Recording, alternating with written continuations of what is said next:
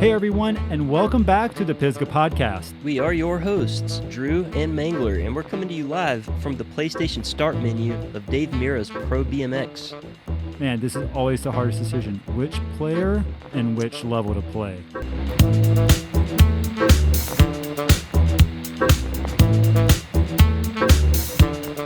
All right, so Drew, this past week, something big and very important happened, and that is, it was your birthday, and you turned whopping 39.9999 years old, so happy birthday. Womp womp. Oh, yep, thanks for the happy birthday, but I don't feel a day over 15. Right on. So how'd you celebrate your birthday? Didn't do a whole lot. Had a very small and socially distanced gathering with just a couple of close friends, and then the next day went and did a ride. It was gross, and I don't want to talk about it. But I will say that your birthday cake was very, very delicious. It's an epic birthday cake. I've been having a slice for breakfast the past few days, but you can do that when you're a grown-ass man like me. That's right. All right, so I gave you some homework last week. Did you complete it?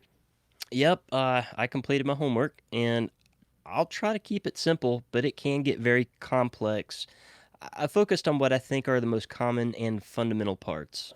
You know, when it comes to suspension design, I sometimes get things confused or totally forget about other styles. For me, I've been riding specialized bikes for most of my, I'm going to call it mountain biking career. And most recently, I've switched to a YT, but both of those bikes have similar styles of suspension. Some may call it FSR, 4-bar, or Horselink, which to me has a consistent feel across the board and has been pretty easy for me to set up and find a happy place fairly quickly. You know, it seems a lot of brands will kind of stick to one style of suspension and build upon that. So, Drew, what are our most common types of suspension? So this is a fast and nasty overview of the current suspension designs. There definitely are others, but these are the ones that make up the bulk of the market that are available to consumers. You have single pivot, linkage-driven single pivot, which is your faux bar, split pivot, and ABP style. 4-bar, which is the FSR style that you mentioned previously, and mini link, which covers your VPP, DW link, Giant Maestro, and those types of suspension designs. So break it down for us. What's kind of the OG of bicycle suspension design dating back to the old days? That is definitely your single pivot. Those are the simplest to design, the easiest to incorporate into a frame's design, and it works fine. There are companies that still use it, but it has a handful of shortcomings. It's susceptible to pedal kickback, it requires a progressive spring curve from your shock, and it tends to have a poor wheel path unless the pivot is mounted high above the bottom bracket, which unfortunately increases pedal kickback even more. So kind of break down what pedal kickback is. That's when your suspension pulls your chain. Most commonly on the rebound, it affects both your suspension's activity and also your pedaling. So what are going to be some of the brands we will see using single pivot stuff? Most commonly in the modern era, Orange and some of the smaller custom and boutique manufacturers will use it. And then what they call a step-up bike, which would bridge the department store bike to the bike shop level via your chain sporting goods style shop. They'll have those designs also. I like how you mentioned its drawbacks, and I think that's something important for us consumers to pay attention to, and especially how our local terrain rides in Western North Carolina. All right, so now what is probably the most common style of suspension on the market? Linkage-driven single pivots are probably the most common. There are many ways that it could be engineered, but the main takeaway is that you only have one pivot between the main frame and the rear axle along the chainstay. You'll have as many pivots as necessary to drive the shock stroke, one pivot for the wheel path, and however many links or arrangements of pivot placements that's necessary to drive the compression ratio of the shock. That's the short version of it. There's many other things to consider, such as brake placement. If the brake and the rear axle are not on the same bar of linkage, then actuating the brake can dampen and even lock the suspension from activating in extreme cases. And then you have split pivot and Trex ABP. They cancel that by putting the pivot around the rear axle, but it's still essentially a linkage-driven single pivot. This definitely sounds a lot more complicated, and this is where my head scratching intensifies. Yeah, it's complicated, and not all these designs accomplish the same thing. So we see Trek using that with their ABP, and who else uses this style? Most notably, Salsa Cycles. They use a split pivot design that's licensed from Dave Weigel, who probably owns the most mountain bike suspension patents. All right, so moving on, what's our next engineering marvel when it comes to bicycle suspension? Probably 4-bar, or sometimes called Horst Link. It's a suspension design where the chainstay has a pivot interrupting the main frame pivot and the rear axle. This design creates a frame that's optimized for axle path and also part of the linkage driving the shock stroke and compression ratio in a more integrated design. I feel like we have seen an increase in 4-bar or horse link suspension bikes over the years. The way it was explained to me in the past was that Specialized owned the patent for this style in the United States. They called it FSR.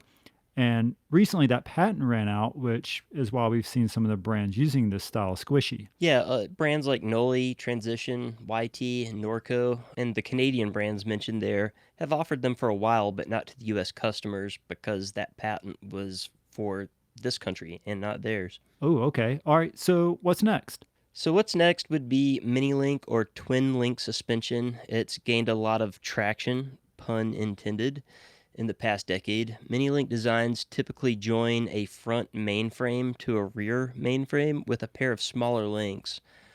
The range of characteristics vary due to the engineering of these designs, but in general, the setup creates a very laterally stiff bike. All right. And who are our characters implementing this style of suspension? Well, you have VPP, which is used by Santa Cruz and Intense. You have DW Link, which is used by Pivot and Ibis. Giant uses a Maestro Link, which is pretty similar, and there are other variations from smaller companies. Yeti has the Switch Infinity system, which does the same thing but uses a pair of sliding stanchions and a slider rather than a lower link. All right. So there's one brand and suspension style I've yet to hear you mention that kind of sticks out to me, and that's the Delta system found on Evil bikes. So what's up with that? So I actually have mentioned this. This is actually just a variation on the linkage-driven single pivot. The mainframe pivot gives you your axle path, and all the little Tinker Toys and Legos in the frame around the shock drive the shock stroke so that it gets its desired leverage curve. All right. Well, that makes sense. Kind of. It takes a little looking and tracing of paths to see what it's doing. But, I do want to reiterate that there are exceptions to all of these, and explaining them could take a whole episode of its own. But a generally rearward axle path is going to give you a better square edge reaction, and a more forward axle path lends itself to a ground-hugging traction machine. All right. But I like traction and I don't like square edges. Is there a way that I can get the best of both worlds? Yeah, there are a few things that change these rules, like when the shock's stroke ramp-up curve begins and how high the leverage ratio is. Some things that tend to be consistent are that a linear spring curve and low leverage ratio will be better for small bumps, and progressive spring curves and a higher leverage linkage would be better for your hard hits, and the ramp-up resists blowing through all of your travel. So how the shock is tuned can make a big difference as well. All right. But what about coil versus air? I've played around using both, and I lean more towards an air for its, I'm going to call it poppiness. Yeah, for sure. As far as shocks go, air shocks tend to be more progressive, meaning the spring rate ramps up towards the end of the stroke, and a coil will be more linear.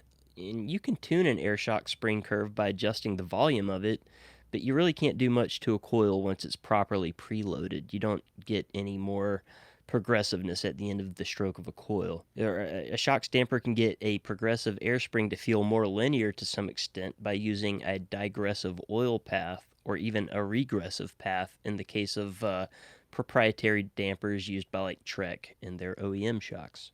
Wow. Drew, I have to say that you've aced this homework assignment. I would give you an A plus for sure. So good job on that. But I'm probably going to have to go back and re-listen to this again just so I can try to comprehend all of it, because even though it is short, it's a lot of information.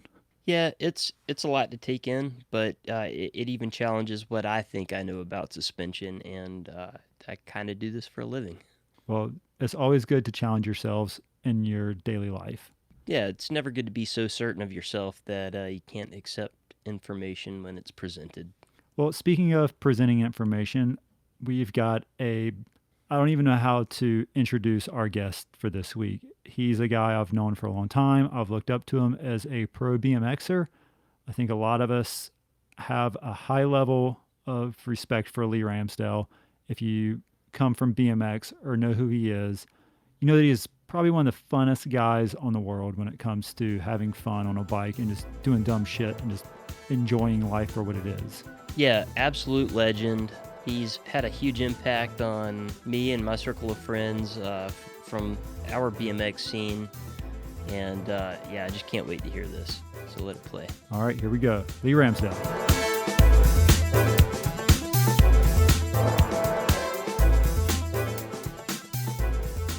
My name is Leigh Ramsdell, and I'm a ex-pro BMXer. And now I work for Mongoose Bikes, and I ride a lot of mountain bikes now. What was your introduction to mountain bikes? I mean, obviously we've known about them. Yeah, Probably one of your first introductions to seeing someone dirt jump on a mountain bike was probably Joe Haley. yes. Joe Haley was my first introduction to like a 26-inch world, and Joe's a great introduction because he's super smooth and stylish. He makes it look really good. Like if you're gonna see your first mountain bike, seeing it from Joe is the best way to do it, I think. That was my introduction Yeah. as well. I mean, you can't go wrong with him. And then personally, me jumping on a bike, like I did dabble in the DJ world for a little bit, got a DJ bike and played around for a little bit, but never really fell in love with it. Just it was something fun to do and stuck with BMX. But it was after I got both my knees replaced and I just needed something to pedal around. And the Mongoose sent me, just like a trail bike. And I just remember the first time I got in the woods, I was like, this is awesome. It was almost like a Zen moment where you're just like, you're by yourself, but you're still on a bike. When you grew up and you were such a BMXer, you were like, man, I'm not going to ride a mountain bike. And then once you do it, you're like, I'm still a BMXer, I'm just on a bigger bike. And it was awesome. And then I went from riding this pretty normal, not much uphill single track. And then I went to Whistler to do some work for Mongoose. And then I was like hooked. Anyone that takes a mountain bike to Whistler is going to be hooked. Yeah. What year was it that you had your knees replaced? 2014. So why did you have your knees replaced? Well, I was really bow-legged, and it was, I was really bow-legged. It was getting to the point where my bones started slipping. Oh, wow. So like, they said within like 3 or 4 years, I could have been wheelchair bound because the bone you can't see it, but the angle was like slipping down. So it was just time. We did everything. We did like injections into my knees, like that, like some kind of fluid that was supposed to help, the rubbing, but it was just hurt so bad. And then got them done. And remember the doctor said that I'm not supposed to do anything high impact, can't run unless it's from a bear or just, nothing. And I was like, he said I could ride mountain bikes. I didn't tell him exactly how I'd be riding my mountain bike, but he said I could. So it is good. I like, I ride full suspension and I think I always will just because I want my knees to last as long as possible. So this is a note to some of you kids out there, take care of your knees. Take care of your knees. And, part of BMX definitely played a part, like landing hard in street played a part in my cartilage wearing out, but being bow-legged, that just like intensified it. But you did do probably the best bow-legged X-ups. Well, I had no choice. I still try to do those for good old time's sakes, but it was a blessing because I feel like if I wouldn't have found mountain bikes, like I still ride my BMX a lot, but I'm always on a bike now. And it's just, it's been amazing. You're a family guy now. You've got a wife and a kid. How do you think that has influenced or played a part in, raising your daughter, having this introduction to mountain bikes now? It's been good. We actually did our first, I would say, real mountain bike ride a couple weeks ago, where I took her on. She has a proper 24-inch mountain bike, just a hardtail, and took her in the woods, and I wasn't sure how she was going to like it. You just don't know because like kids sometimes like, oh, it's too much work. She's 9 and she loved it and it was great. Because I think they thought it was going to be something like coming out here to Pisgah, where it's like gnarly rocks and roots and things. But I took them on some just nice, easy flat trails and some good turns and some hills to climb up, and they love it. So it's been really cool. Speaking of your area, you live in the Raleigh, North Carolina area. It's not mountainous there, but No. based on some of your photos that you share, you got some rad stuff to ride. We do. We have the Triangle area has a lot of really cool, trails. Some are legal, some are renegade, and they're all fun, and I love them. I like, I go read reviews and some people are like, oh, I don't like this one, but I always go out with I'm on my bike and I'm having fun. I'm going to make fun out of all of it, and it's funny because I could climb everything there, and I was like, oh, this is great. I'm got good endurance, and then I came out here, just climbing up the gravel road to go ride Black or something. I was just like, I walked part of it. I was just like, well, it's just such a big difference here, but the reward is so good. Oh yeah, I mean they call that the Pisgah Shuffle. In case you didn't know. Oh no, I didn't. I'm not afraid to say I did it, but it's so good going down. As you transition from being a professional BMX rider to, you had some overlap there of being a pro BMXer and team manager. What was it like transitioning from the BMX world into the Mongoose world, where you were managing athletes from BMX and mountain bikes? At first, when I joined Mongoose, I was like, they asked me to take care of the mountain bike team, and I was like, sure. I'm glad that I did, because it opened up a whole new world to me, and it's been a learning process. Everybody has the same attitude where they love what they do. They're on two wheels, and they're able to make a living out of it. And just going, I remember the first mountain bike event I went out and was shooting photos, and just remember climbing the hill and just being out in the woods. I was like, this is so different. What event was that? The Colorado Freeride Fest, I believe, is the first one I went out to. Okay. That was a good introduction because it wasn't super big, but then it was just enough. And I didn't bring my bike, and I was kicking myself. I brought my BMX bike, but not my mountain. But now I just always bring even if I go to a BMX event, I tuck my mountain bike in with me. You mentioned when we first started this interview about your second mountain bike ride was at Whistler. Yeah.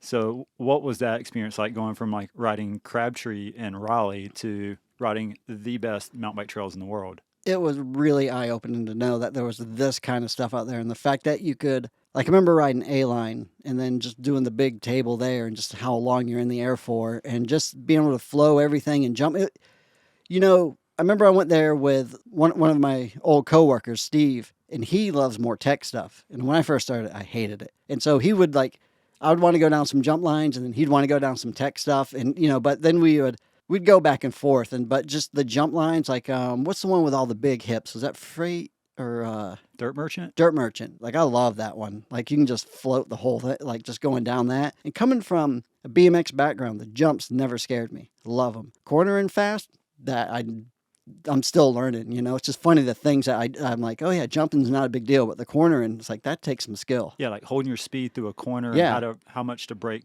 going into it. It's definitely, trial by fire almost, especially when you're dropping in at Whistler. Yeah, and it's good when you follow somebody that knows what they're doing, so you can sort of take their lead and do what they do. But when I go by myself, I was just like, I don't know what I'm doing out here, but. And you've got a little bit of advantage because you're the team manager for Mongoose that has a pretty stacked team of shredders, so you just go out with your dudes and they just tow you in. Yeah, it was good. Like, I just followed Greg Watts down or something. That was really good. One year, Ben Wallace was out there, and I was surprised how fast he picked up mountain biking. And just like I was following him, and he was seemed like he was right there with Greg.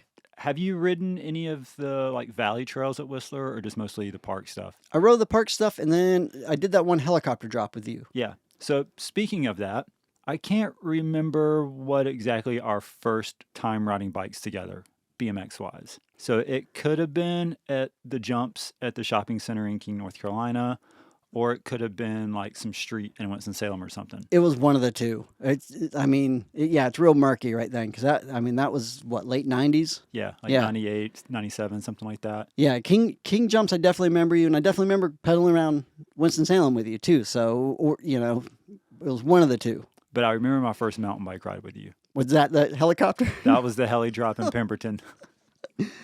Oh, that was still, I still did not like tech stuff. And I remember there were some parts in there. The very top was awesome. I liked it a lot. And then we got that shale rock type stuff. Oof. Now I think I would love it. But, then I didn't. And then Robert was with us too. Yeah. He had heard from someone that suggested he take his downhill bike. And I was like, Robert, no. And he was pushing a good bit. Yeah. For most of the listeners that listen to Pisgah Podcast, whether they've been mountain biking for a while or they're new to it, they're probably going to have this preconceived notion of Mongoose bikes being these store brand bikes that you're going to see like Walmart's, Target's, whatever, with like a fork on backwards or something.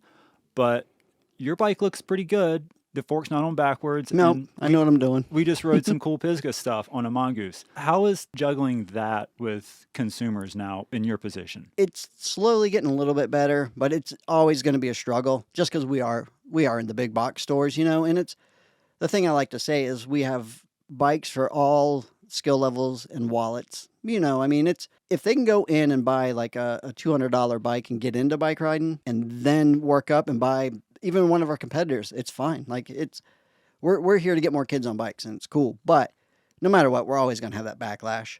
And we're working on a new platform for our mountain bike stuff too that hopefully it'll change more people's opinion. But the cool thing too is you'll get like a dad my age or something going like, yeah, my first bike was a Mongoose, and so they're psyched that they can get one of our mountain bikes. And it's funny because we brought some stuff to Whistler before, and people would be like, oh, I didn't know you guys Actually made real bikes. yeah, or like, oh, you're back into it. You're like, oh, we've always been, but it's just getting the word out, and that's what the athletes are for. Greg Watts and Braden Barrett, hey, they're on a stock Fireball frame, with all their parts on there, and it's holding up fine for those dudes. Yeah, So- I mean, they're sending some pretty big stuff. Yeah, and I kind of think of a lot of our consumers could sort of be like me, where I love riding bikes, but I'm not the dude that can spend $10,000 on a bike. So I had so much fun today What bike are you on? on the Teocalli. What does that retail for? We have a bunch of different models, Okay. going up there, and I think mine is 3,400. Okay. But mine is the pro level, Okay. but they start anywhere between I think 1,400 and up.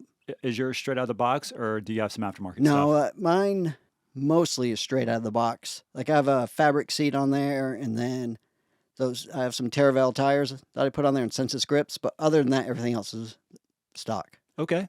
That's a pretty solid bike, Yeah, it's fun. I have a good time on it. and that's definitely all that matters. You're just coming off of a pretty nasty injury. Yeah, Yeah. can't help myself.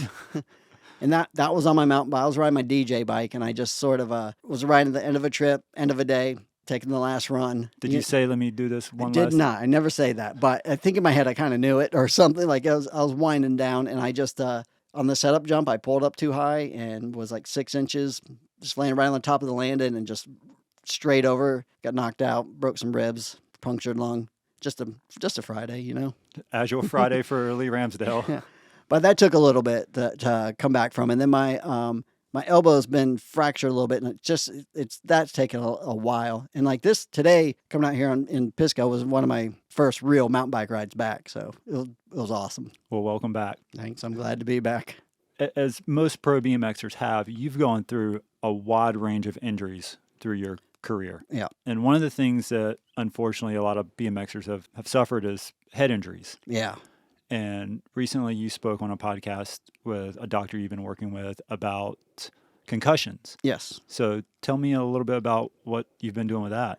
Dr. Michael Trayford, he's at the Apex Brain Centers. That's actually in Asheville. And it's my wife found them just on Instagram, and she noticed like it's good listening to really listening to your significant other. Like, she could see a little bit of change, sort of loss of words or just a little bit, like getting more irritable. And she's read up on it, and it's just he does a lot of post-concussion, work on people. And from just car accidents or just like me, like, hitting my head, or soccer players that they've hit their head a lot in the ball, And they just get back up. Yeah. It's kind of what we've done in the past. That's exactly what we've done. So and I feel like it's been a little more addressed, but still people seem to be afraid to talk about it. But it's he does a lot of work, like brain training and like this low-level laser therapy. I feel like it's working. I feel like, I'm really trying to train my brain I do all these hand-eye coordinations, and I can actually feel it in my riding too. Okay. And I even felt it when I crashed, I immediately remembered everything, which is weird. I've never done that before. Like got knocked out, and I even looked at Nikita, and I was like, I remember everything. Times when I've knocked myself out, like I almost can't remember the entire day leading Yeah. up to it. It's super fuzzy. Yeah. There's a bunch of people now doing some work on that, just trying to really focus on post-concussion syndrome, just people that have hit their head a lot. And been, well over a handful of times that I've done that where I've been out or saw stars, definitely concussed, and it's going to happen in what we do. And it's just good to know that you can work on it and just train your brain. But it's good just to look it up. Don't be afraid to talk to people, It's good to hear someone talk openly about that. Everybody's like, all right, you get hurt, you sprain something, you work on to get that better. And then it's the same thing with your head, like it's an organ you can always work on to make it more healthy. If you had to guesstimate how many concussions you've had, I would say, like, I remember I was counting one time, and like I think there's 12 serious ones, and then I'm sure there's more that were sort of just shrugged off. Yeah, like, oh, I saw stars for a second, and it's just like you're getting up, you're like, man, that was a dinger. I saw stars. Yeah, but there was like 12 like good solid like KOs, where you're out, where you're snoring at the bottom of a set of stairs. Yeah, I remember one time it was at Gravity Games. I knocked myself out, and the medics were like, "Where are you?" I just said, "Here." And they're like, "No, where are you?" I was like, "Oh, I'm on the flat bottom." "No, where are you?" "Of the vert ramp." But it's like, "Oh, Providence, Rhode Island." Like, and then I knew, I was like, "Okay, I probably shouldn't ride anymore." Wow. Yeah, that was. I think I remember seeing that one on like a props crash section or something. Yeah, I'm sure. Yeah, but I've been, knock on wood, I've been pretty lucky, where I haven't sustained crazy injuries. A couple broken bones here and there, but it's I'm still riding. I'm happy. And it's hard to take us down. I remember the other day I was out riding and I was like just laughing to myself because I'm still trying to progress and everything, and I'm 50. So and that's good about mountain bikes. It really makes my bike riding just keep going. It's like, longevity.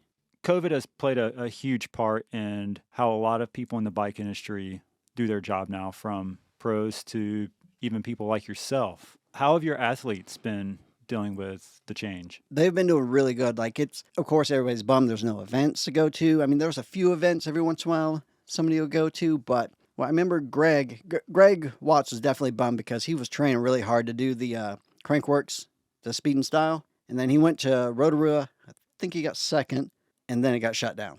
But he really wanted to try to get the title, But everybody's putting out content, and they're like, Greg's got his backyard. Braden's been up in Canada building some stuff, and everybody's doing their own thing, whether it's making videos or just posting stuff on Instagram. And it's, that's all you can do right now. Yeah. But everybody is still, if you look on any of the feeds, they're all still riding and progressing. So they're just waiting for stuff to open back up. Yeah. So then go ride. How has it been for you managing a team? It's been good. I mean, I love to travel. So that part is like, a bummer. But at the same time, I've been with my daughter for a year, and she's been, doing school at home and everything. So it's been really good just to have some good family time. And then managing's been fine. It's just phone calls. Yeah, phone calls, emails, just some FaceTime stuff. Like we did some media training. That was all like, Zoom style. And it kind of feels, it sort of feels normal now, that way. Which is scary to think about, kind of. Yeah. And it's, we did one, a BMX trip where they came up to North Carolina and they rode some of the 2021 completes, and we made a video from it. And that was like kind of weird that we were actually on a trip. Everybody's being safe. We all did tests before and after, and everybody was fine, Raleigh is a bit of a drive from Pisgah. Yeah, about 4 hours. 4 hours if you don't get flat tires. If you don't, I got one coming out here. Yeah. What's it like coming out here for you? I love the mountains. Like, I remember I was at the beach, and these people asked me, do you like mountains or the beach? I was like, mountains, and they gave me so much shit for that. I was like, well, why'd you ask me? They're like, it's claustrophobic. Or I was like, no, it's not. Like, when you get up to the top and you see over, you're like, it's peaceful, kind of. But I love coming out here. My family loves coming out here. Coming out here to ride bikes is just amazing. I can't believe how much it's blown out up here. Yeah, I mean, it's been growing nonstop at a very rapid pace, and it's just ramping up even more. Yeah, I don't know if that's good or bad for the locals here, for you guys, but I love the options. Like, it seems like if I wanted to come up here and ride every trail, there's no way I could do it. It just seems like how many trails have you ridden? Like, have you ridden almost every trail in the Pisgah area? There's maybe one or two trails that I've not ridden, and it's mostly just because they either don't go anywhere that I would want to, that I currently care to go to, and also those trails have like mega creek crossings on them. Okay. So, And there might be like short snippets of trails that I've not ridden. Yeah.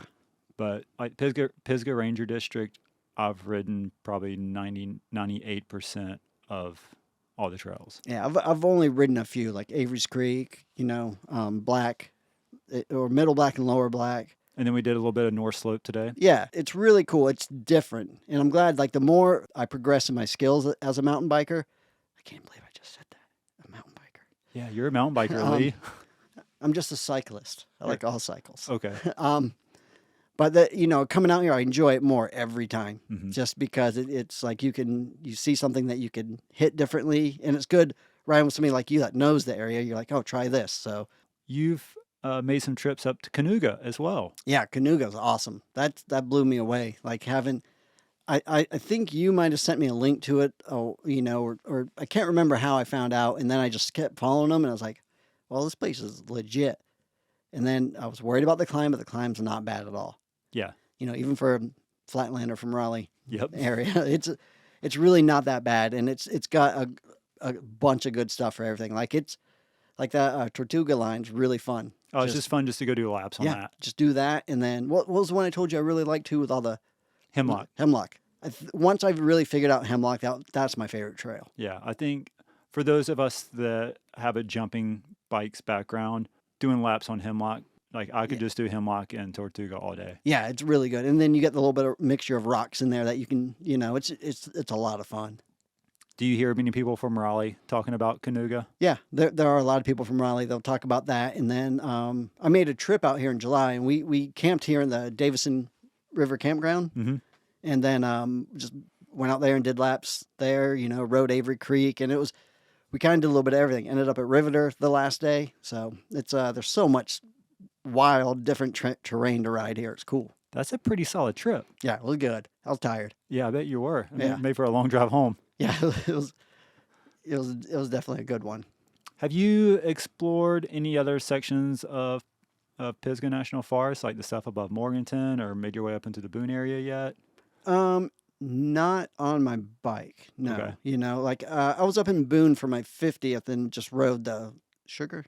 Sugar Mountain? Yeah. Oh, that's right. Yeah, you and Van went Yeah, to Sugar Mountain. yeah. So we rode Sugar there, and that was it's always nice you can just pop on a lift and do laps like that. It's a fun all day thing. You and some other previous pros have kind of shined a new light on mountain biking for either the aging BMXers or ex-BMX pros. What's it been like seeing a lot of these, quote, mid-school BMXers getting on mountain bikes now? It's cool. I mean, it's funny because, the stigmatism was like, oh, once you ride mountain bikes, you just don't ride BMX anymore. But it's not. It's like I love my BMX bike, and it actually makes me ride more because I'm progressing my just overall bike handling skills, and I get on my BMX, and it's awesome. I feel like, oh, I'm really in control of this, and it's cool seeing guys like Corey Martinez and Seth Kimbrough like killing it, and it's like they're doing their thing. They're still their style, just moved over to a little bit bigger bike. But then you'll see the next clip they have on Instagram, they're back on their BMX bike, Mhm. Seth snuck out here a couple of times. He lives over in Knoxville now. He's a target for the podcast. Oh, he'll be good. Yeah. So it's really cool seeing them bring that style. Mm-hmm. I mean, we're still BMXers at heart, and it's fun because you'll be with people that never ridden BMX bikes, and they'll see you just do some little jib or something on it, and they're like blown away. Yeah. And you're You like, know? that's just like parking lot stunts that we do, just like messing Yeah. around. So, but it's cool to open their eyes to the way that we ride, and then but at the same time, I always say, how do you do this corner, Yeah. so. What was probably your biggest challenge when you started getting into mountain biking? Working on a bike. Yeah. That was probably my biggest challenge. Like Mhm. all of a sudden there's parts, there's derailleurs, there's dropper posts, there's like all Yeah. these different things. Brakes with fluid in them. Yes, and then on my handlebar alone, I needed 4 different Allen wrenches just to loosen stuff up. But and once I started learning that stuff, it's fine now. But now in riding, honestly, it's just figuring out how to go fast around turns. I don't know why that's so hard, Yeah. and just building my endurance to pedal up stuff. Yeah, that was probably my biggest challenge was fitness. I'm pretty slim build, and so like getting that muscle built up and getting the stamina built up was a challenge. Yeah, and I had it for a while, and then after I crashed, I was out for like 3 months, and now I'm like, oh boy, here we go again. If COVID starts lightening up and we can start traveling again, are you going to try to bring the Mongoose team out here? We actually talked about trying to, like, because I was talking to Greg, and the only place he's ridden on the East Coast is Highlands. Well, I mean, that bar's set pretty high. Yeah. Well, it's also different because it's, lift park and, Yeah. But he would love it out here. I think those guys would get into it. And then we could, go places like Riveter. Yeah. All those lines there. I mean, that's Greg and Braden's cup of tea right there, Yeah, and some of the other stuff at Canuga, like Southeast Yeah. style, some of the bigger jumps. Oh, yeah, for sure. Yeah. They would love that. So, because I also want to do a trip where we also bring some BMXers and put them on the big bikes, Oh, that'd be great. just to see what they can do. Yeah, let's drag them on a deep Pisgah trail adventure. Man, yeah. I mean, I'm sure that maybe the climbs, they wouldn't be so happy, but they would love going down. Yeah, make them filter water and like hunt for food. Oh, one of those. Yeah. Prior to this current Mongoose team, you had another team member that has switched teams. One of my favorite riders in the world, Chris A. Craig, and you brought him here to Pisgah. Yeah, Chris killed it here. Like him with Daniel. Man, I can't tell you how bummed I was to not be able to ride with you guys because I was out of town. But I knew that he would find something cool to do on Pilot or just any of the other random trails that Daniel took you guys on. That's the thing with Chris is like he just doesn't have an eye like anybody else. Like he just sees these things and somehow he's like, oh, I'm going to do this. And you're like, do what? And you're just blown away once he does something because you just can't even fathom what he's about to try. Like, and when you're about to ask me some of the cool places I've been to on Mongoose, like I remember going to Chris's, like ride his local trails. And it was really awesome. Like just being up in the Yorkshire area in the UK. Yeah, that spot's been on my list for a while. I've not actually been to the United Kingdom at all. Yeah, it was a lot of fun. Like being able to just so there's the rolling hills and then the stone fences and the sheep. It was just so it felt like I was like in the old world. Yeah, and it was really cool. And then we went and rode some I can't remember the name of the park. Some proper mountain. It wasn't chair access. It was kind of like Canuga where you got to pedal to the top and then go down. That was a lot of fun as well. But Did it rain the entire time you were there? the first time it did. Yeah. It rained we were wearing a rain jacket, just knew we were getting wet. But Chris's route ended up at this local pub. Oh, So, of course. Yeah, it was perfect. So then you can have a pint outside after you're done riding. It worked the out. rain? Yep, in the rain. It worked out well. It was good. I'm trying to think like also going to Whistler. I mean, it's a hard one. Not to say, I mean, everybody talks about it, but it is really truly one of the best places to ride your mountain bike. Yeah, once you've been there once and kind of unlocked your mind to what Whistler is. I remember going to Whistler, coming back home, and I was like, okay, this isn't Whistler. The post-Whistler depression. Yeah, It's a thing. it's a real thing. Yeah. It definitely happens. What's next for Leigh Ramsdell in 2021? Well, I'm gonna get my endurance back up. Yep. That's the next thing, and come back up here and ride a lot more. Okay. I like to do some more laps with the Mangler, Yep. and then The Mangler would like that. yeah, that'd be good. And we're gonna be doing some. We got some mountain bike stuff in plans. We're gonna do some cool video stuff with Greg Watts. The rest of our team, Braden and Josh Holt, who's old BMXer now mountain bike guy, is killing it. Yeah. We have some stuff planned with those guys, and it's really kind of in a holding pattern right now on just we're got to see events open up, but we're still trucking along doing all our stuff How long have you been with Mongoose now? since 2014 was With your time there, have you had the chance to bring on many new athletes? yeah, there's been some like recently we got on the BMX side, Michael Laren, he's amazing. Like so good on the bike, but also just one of the most positive people I've ever met. Like Greg Watts started the exact same year I did. Okay. He's been around, and then Josh Holt. Me and Josh I've known Josh forever, so he's been on, and then Braden came on while I was there. That's always the cool part. Seeing those new guys, and then I remember we got DJ Brandt on. Oh yeah. DJ like killed it, and Yeah. then he just I love DJ and just watching everything he does. And he's mostly dirt jumpers, like 26-inch dirt jumper. No, he was, but he's riding the bigger bikes. Okay. Like because when at the end of Mongoose, he was riding our booter. like Okay. our full downhill rig, Mhm. and do it, flips to manuals and like Yeah. just crazy. Like he's got good style. Growing up, you were one of the big local pros near me. And so obviously I looked up to you. Hard not to. Well, technically I looked It's down like to you there's no way you've ever looked up to me because I'm taller than you. physically. But one thing that I always admired about you was you were always having fun. Like some of the pros like were just a little too serious. You're always like joking around, being sarcastic as hell. No, not me. No. Uh, Yeah, so thanks for always being that like uplifting, like fun having bike rider because I think all versions of bike riding need that. They do, and it's. I mean, I get it. There's places for people to be serious, and if you want to be the.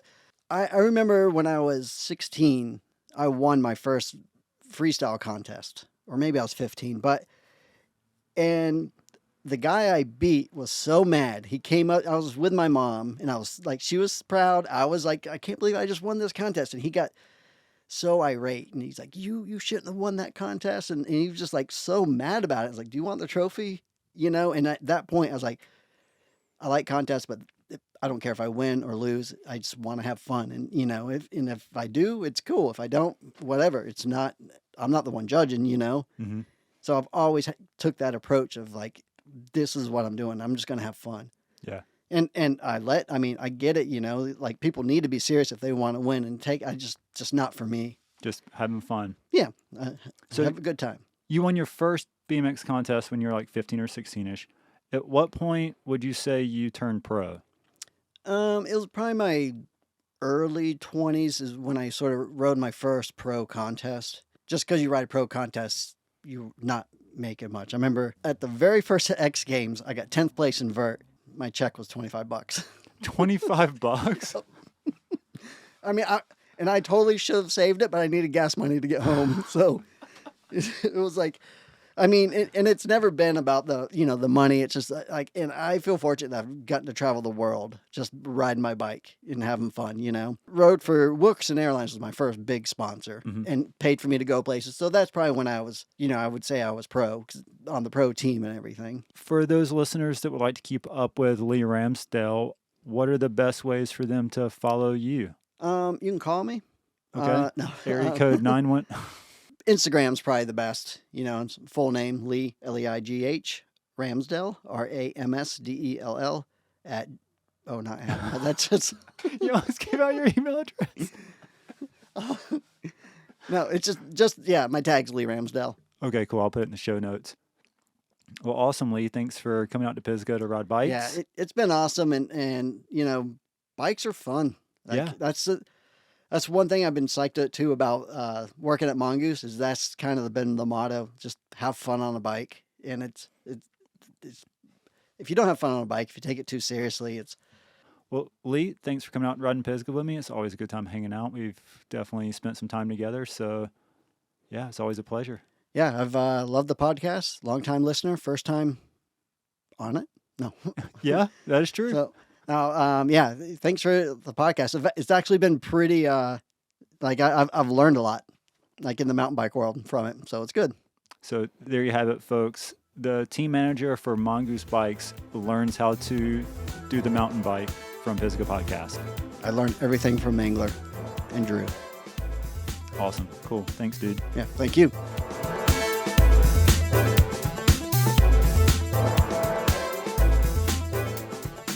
Man, that was a good listen. I'm glad that you got the chance to sit down with him. Huge influence on a lot of us here in the North Carolina BMX scene when we were a lot younger. And just seeing people turn into adults and still riding bikes is awesome, whether it's a BMX bike or a mountain bike. But I can't think of a better person to make that transition than Leigh. And, I was also super interested to hear about, his concussion situation there. I think that's one thing that a lot of us don't really think enough about, is protecting our brains.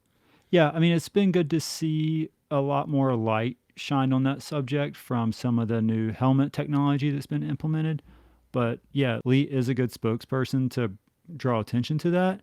I mean, I've seen the dude take some pretty hard falls. He's taken some hard falls on, some of the TV contests and stuff that he's been in. What's funny is I've been filming with him or riding bikes with him for a long time now. And usually he's the one that's eating shit in front of me. And then he and I go and ride Pisgah. And just like classic me just messing around, doing something dumb. And I stack it up real good on just us messing around, playing on a little section on North Slope Trail in Pisgah. So it's funny how the roles have somewhat been reversed there. Yeah, it is funny. And if anybody wants to see the clip, you can check it out on Leigh Ramsdell's Instagram account. Yep, it's there. Actually, you know what? I'll play the sound from it right here. Oh, shit. Oh, my God. You okay? Yeah. That was dumb. It can't always be easy, can it? Nope. And the bummer about me wrecking is I didn't really like get hurt. I scratched some places up on my shins, mostly from bike attack.